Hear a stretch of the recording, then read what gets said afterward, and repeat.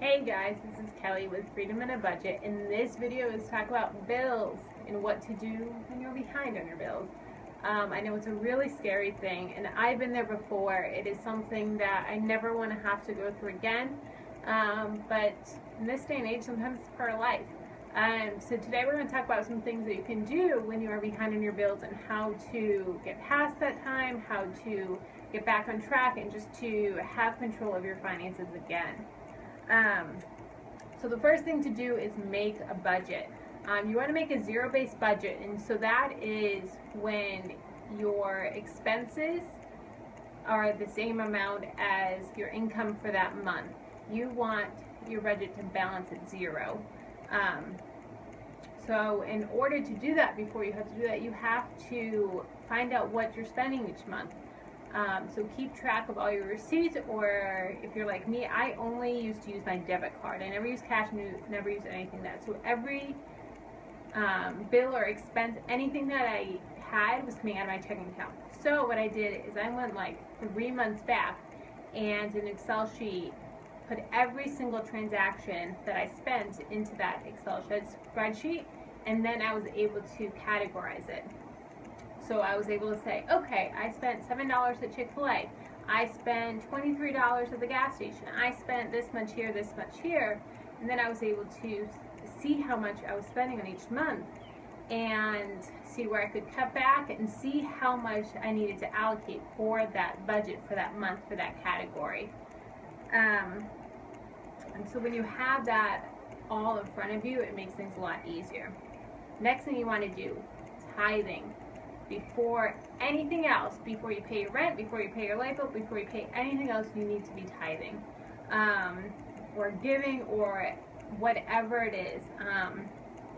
We're taught in the church to give 10% as a minimum for tithing, and so that is what I do a little bit more than that, but that is the first thing that I put on my budget, and it is line 1 under my expenses, is tithing.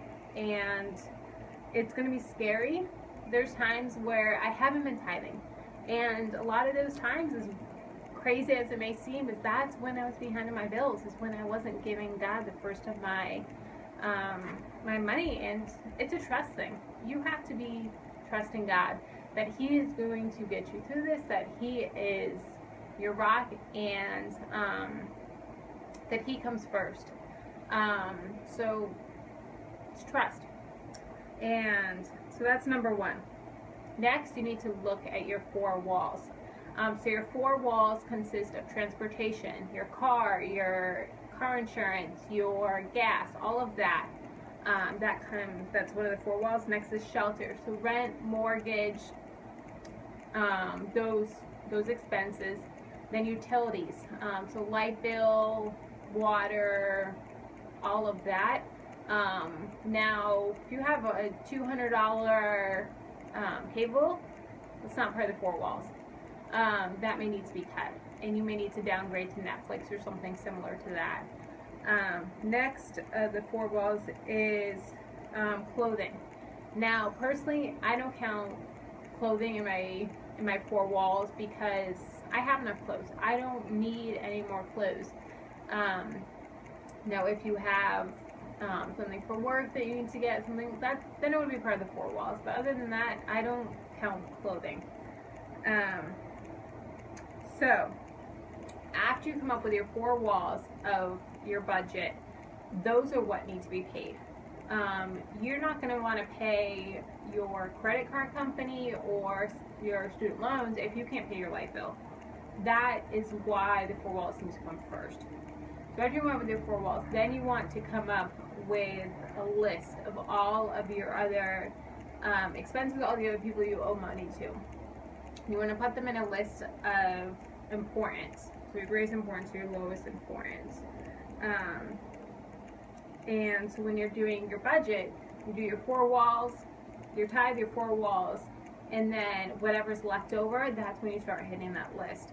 If it can't happen in that month, then it can't happen in that month. You need to make that a priority. Next thing, panic. Don't panic. This probably should have become before that. But don't panic, because when you panic, emotion sets in, and you don't want to make an emotional decision. You don't want to do something drastic and then regret it, or something crazy like that. So make sure no emotional decisions. All right, next thing, cut your luxuries. So luxuries would include eating out, gym memberships, cable, any of that type of thing.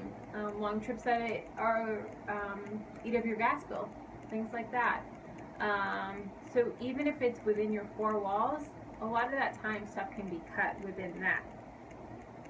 All right, next thing, call your bills, call your collection agency, call your credit cards, call your student loans. Let them know your situation. It may not do anything, but it could help a lot. Say you have $5,000 in medical bills. Call them up, say, look, this thing happened. Our life is kind of under stress right now. My financial advisor, Dave Ramsey, told me each of my four walls, that's what I'm paying. Unfortunately, you are not in the budget this month. You will get paid. I'm taking on an extra job. I'm selling stuff. I'm doing everything I can to get out of this financial situation. Like I said, you will get paid, but unfortunately not this month. Keep them in the loop. Keep them knowing what's going on. They may be able to reduce your interest. They may be able to do some different things. But let them know. Call them. Next thing, don't take out more debt to pay current debt. That includes cash advances, payday loans, debt consolidation. Dave Ramsey is huge against debt consolidation, because what it does is it makes you feel like you just cut tons of money off your debt and you did all this stuff. Well, it's an emotional trigger that you had, but behaviorally it doesn't change. You're going to get right back into that same momentum of getting in more debt if you do things like that. You need to change your habits, change your mindset, all of that in order to get out of debt. So don't take out more debt. Don't. Payday loans, cash advances, those are horrendous with interest rates and all of that stuff. Don't take out credit cards to pay off your debt. No. Last thing, don't let this define you. This is a time in your life. Don't let it define who you are. Don't let it keep you down. When I was behind my bills and then I got a call that I had all this other debt that I didn't even know I had, it rocked my world for a couple days, and I was not in a good place.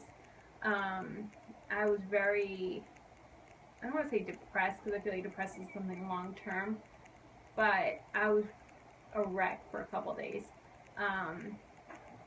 And it is not somewhere you want to be.